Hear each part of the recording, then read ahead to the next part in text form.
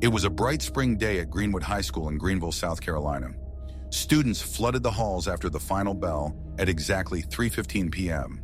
Backpacks zipped, lockers slammed, footsteps echoed down the crowded hallways, and friends laughed as they spilled outside, relieved the day was finally done.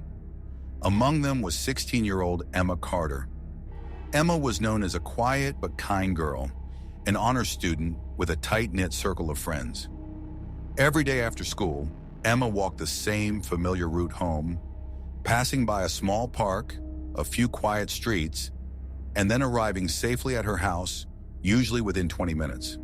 But on this particular day in early April, something went terribly wrong. At exactly 3:18 p.m., Emma waved goodbye to her friend Nicole at the school's main entrance and stepped outside alone. A security camera captured her walking calmly across the school lawn, down the sidewalk, and then out of view. She never arrived home. Her parents grew concerned when Emma didn't walk through the front door at her usual time. Calls and texts to her phone went unanswered. Within an hour, worry had turned to panic. By 5 p.m., they had called the police. Officers initially suspected Emma had run away, maybe an argument with parents, perhaps typical teenage frustrations, but that theory quickly fell apart. Emma had left everything behind, her laptop, her money, even her jacket, on a day that was chilly enough to need one. Her cell phone records showed no suspicious activity, no sign she planned to leave, no indication she was meeting anyone unusual. Police reviewed security footage from the school. They watched Emma leave campus at exactly 3:18 p.m. No one followed her, no suspicious cars parked nearby. She simply walked away, and then she was gone. Days passed, then weeks. Volunteers searched the woods and parks near her home, checked lakes and rivers, combed neighborhoods. Emma's parents pleaded publicly for her safe return, but no one called with information. Police canvassed houses along Emma's route, checking doorbell cameras and interviewing residents.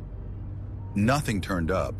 It was as though Emma Carter had simply vanished, unnoticed, into thin air within those few blocks. As weeks turned into months, the investigation grew colder. Rumors began swirling through the community.